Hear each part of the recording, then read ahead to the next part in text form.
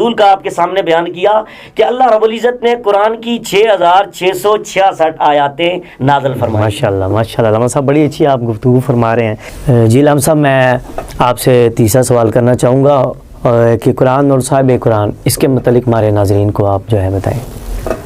قرآن اور صاحب قرآن سے رشتہ اللہ رب العزت نے جو قرآن میں بیان کیا وہ یہ بیان فرمایا کہ قرآن سے تعلق جوڑ کے صاحب قرآن سے تعلق توڑ کے تب بھی بندہ ہدایت نہیں پا سکتا، اور اگر صاحب قرآن سے تعلق جوڑا قرآن سے چھوڑ دیا تب بھی بندہ ہدایت نہیں پا سکتا. دونوں کے ساتھ تعلق اور رشتہ جوڑنا بہت ضروری ہے. اور قرآن کے اندر اللہ رب العزت نے سورہ نساء کی آیت نمبر 61 میں اللہ رب العزت نے اسی مضمون کو بیان کیا کہ منافقین کے اس ٹائٹل کو بیان کیا. اللہ رب العزت نے فرمایا وَإِذَا قِيلَ لَهُمْ تَعَالَوْا إِلَىٰ مَا أَنزَلَ اللَّهُ وَإِلَى الرَّسُولِ رَأَيْتَ الْمُنَافِقِينَ يَصُدُّونَ عَنكَ صُدُودًا. اے نبی، جب انہیں قرآن کی طرف بلایا جاتا ہے، میری طرف بلایا جاتا ہے، احکام اللہ کے بیان ہوئے ہیں نا قرآن میں، اللہ کی طرف، اللہ کے قرآن کی طرف ان لوگوں کو بلایا جاتا ہے، اللہ کی طرف اور اللہ کے قرآن کی طرف بلایا جاتا ہے، یعنی کہ اور وَإِلَى الرَّسُولِ رسول کی طرف بلایا جاتا ہے، قرآن اور صاحب قرآن کی طرف.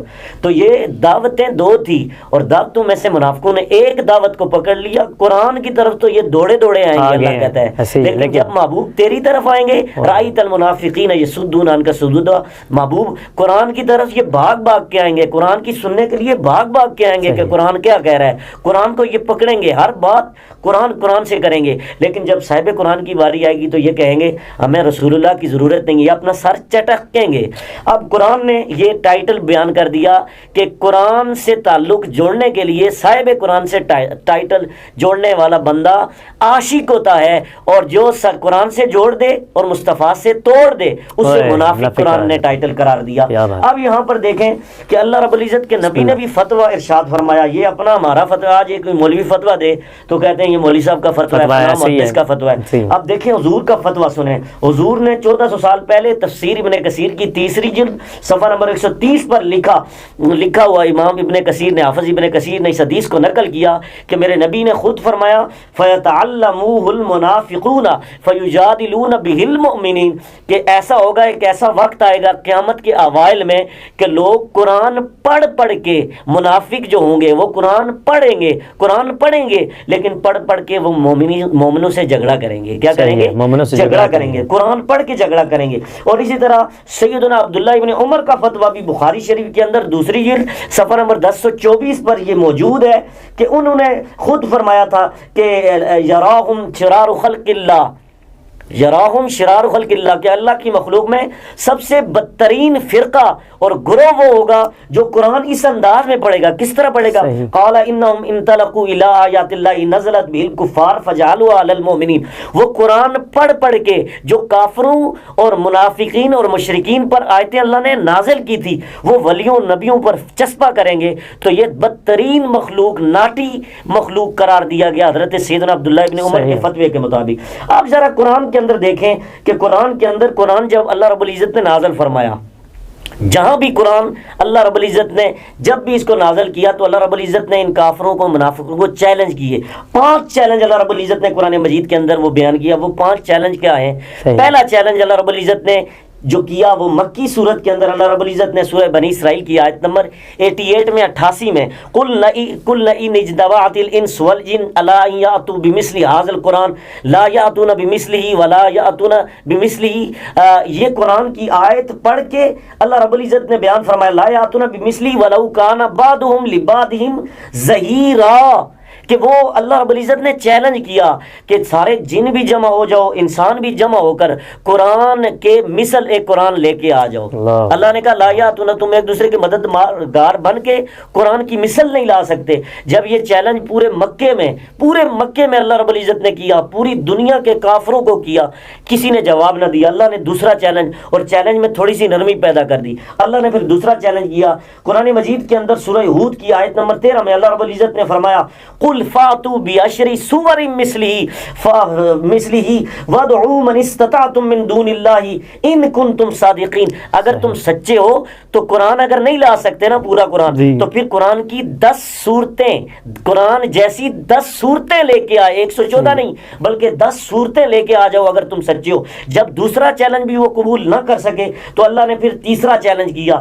سورہ یونس کی آیت نمبر 38 میں اللہ رب العزت نے فرمایا قل فاتوا بسورۃ مثلہ وادعوا من استطعتم من دون اللہ ان کنتم صادقین. اگر تم پورا قرآن نہیں لا سکتے, 10 بھی نہیں لا سکتے, پھر تمہیں میں چیلنج کرتا ہوں قرآن کی ایک سورت جیسی سورت لے کے آ جاؤ. تو جب وہ تیسرا چیلنج بھی قرآن کے منکرین نہ لا سکے, کیوں قرآن نبی کی شان تھا, تو اللہ رب العزت نے کہا کہ لوگوں نے کہا یہ قرآن جن جو ہے جنوں نے بنایا ہے, یہ اللہ کا کلام نہیں ہے, انکار کیا. تو اللہ نے پھر تیسرا چیلنج کیا کہ ایک سورت لے کے آ جاؤ. جب وہ ایک سورت بھی نہ لا سکے تو اللہ رب العزت نے پھر سورت کے مقابلے میں سورت بنتی ہے آیتوں کی. پھر اللہ رب العزت نے ایک اور آیت نازل فرمائی جو سورہ بقرہ کے اندر آیت نمبر 23 ہے. اللہ رب العزت نے پھر مدینے میں جب حضور علیہ السلام پہنچے تو یہ ساری صورتیں جو تھی مکی تھی. اب میرے نبی علیہ السلام کے اوپر چوتھا چیلنج ان کے امت کے اندر کر دیا. اللہ رب العزت نے فرمایا کہ کل ان کنتم فی ریب مما وان کنتم فی ریب مما نزلنا علی عبدنا فاتوا بسورۃ مثلہ. کہ اللہ رب العزت نے فرمایا جو میرے بندے میرے نبی پر میں نے نازل کیا ہے تم اس قرآن کی سورت جیسی ایک سورت لے کے آ جاؤ. جب وہ ایک سورت نہ لا سکے اللہ رب العزت نے پھر 5واں چیلنج کیا.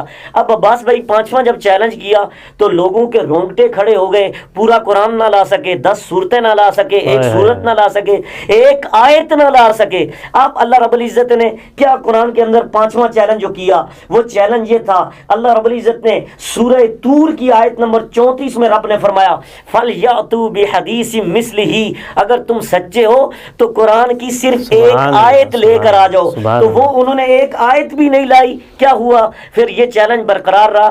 یہ تعلق تھا میرے نبی علیہ السلام کا قرآن کے ساتھ کہ جس طرح اللہ رب العزت نے قرآن کو بے مثل بنایا ہے اسی طرح صاحب قرآن کو بھی بے مثل بنایا ہے. اب اللہ رب العزت نے قرآن مجید کے اندر سورہ مائدہ کی آیت نمبر 15 میں رب نے کہا قد جاءکم من اللہ نور, تحقیق میرا نبی تمہاری طرف نور بن کے آیا ہے. کیا بن کے آیا ہے؟ نور بن کے آیا. جب قرآن کی باری آئی تو اللہ رب العزت نے سورہ نساء کی آیت نمبر 175 میں دوسری مرتبہ صاحب قرآن کی شان بیان کی کہ کہا قد جاءکم من اللہ نور برہان من ربکم انزلنا الیکم نورا مبینا. یہ جو قرآن ہے نا, یہ قرآن بھی ہم نے اس کو بھی نور بنایا ہے, اور قرآن کو بھی نور بنایا, میرے نبی کو بھی نور بنایا, اور ایسا نور بنایا قرآن کو نور بنایا اپنا ذاتی طور پر. لیکن جب نبی کو نور بنایا, نبی کو اللہ رب العزت نے فرمایا اے نبی ہم تجھے سورہ احزاب کی آیت نمبر 46 میں رب فرماتا ہے منیرا بشر المؤمنین بان لهم من اللہ فضلا کبیرا. رب ذوالجلال فرماتا ہے میرا نبی نور خود بھی ہے اور نور عطا بھی کرتا ہے, بانٹتا بھی ہے. تو اللہ رب العزت نے حضور کو نور بانٹنے والا بنا کر بھیجا. اب یہ کیسا نور ہے؟ اب ذرا سنیے. قرآن مجید کے اندر اللہ رب العزت نے حضور کے شجرے کو بیان کیا. اب میں اختتام کی طرف آتا ہوں. میرے نبی کا شجرہ کتنا مبارک شجرہ ہے. یہ نور جو نبی کا نور تھا, میرے مصطفیٰ کریم کا نور تھا, اس نور کو اللہ رب العزت نے آدم علیہ السلام کی پشت میں رکھا. آدم علیہ السلام کی پشت میں رکھا. پھر پاک باپوں سے پاک ماؤں کے رحم میں یہ منتقل ہوتا ہوا. یہ نور سیدنا عبداللہ حضور کے والد گرامی کے پشت میں منتقل ہوا. پھر ان کی پشت سے سیدہ آمینہ حضور کی والدہ کے بطن مبارک میں یہ داخل ہوا. اور کیسے ہوا ذرا آپ دیکھیں سنیں, شجرہ دیکھیں میرے نبی کی شان کہ کس طرح آدم علیہ السلام سے یہ نور چلا میرے نبی کا. تو آدم کے بیٹے شیس, شیس کے بیٹے یانس, یانس کے بیٹے قینان, قینان کے بیٹے ملائیل, ملائیل کے بیٹے بیارت, بیارت کے بیٹے ادریس, ادریس کے بیٹے متوشق, متوشق کے بیٹے لمک لیک نام, نمک لیک نام کے بیٹے نو, نو کے بیٹے سام, سام کے بیٹے زلہار, زلہار کے بیٹے شالک, شالک کے بیٹے عابد, عابد کے بیٹے داتا, داتا کے بیٹے راوا, راوا کے بیٹے سارو, سارو کے بیٹے ناخور, ناخور کے بیٹے تاریخ, تاریخ کے بیٹے ابراہیم خلیل اللہ, ابراہیم خلیل اللہ کے بیٹے اسماعیل ذبیح اللہ, اسماعیل ذبیح اللہ کے بیٹے کدار, کدار کے بیٹے عوام, عوام کے بیٹے عمل, عمل کے بیٹے ثابت, ثابت کے بیٹے سلمان, سلمان کے بیٹے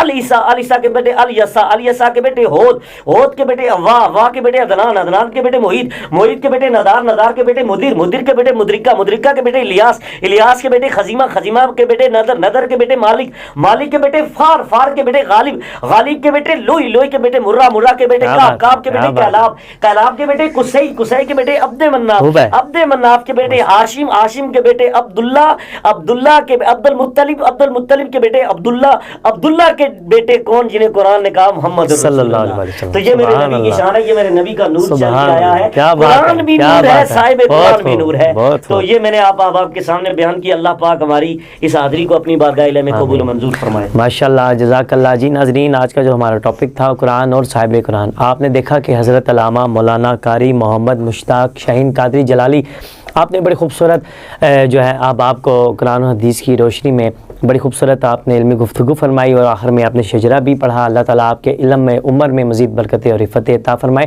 پروگرام کا وقت ختم ہو جاتا ہے۔ جی علامہ صاحب، میں اپنی جانب سے اور اپنی پوری دیسی ٹی وی USA کی جانب سے آخر میں آپ کا بہت ہی شکریہ ادا کرتا ہوں۔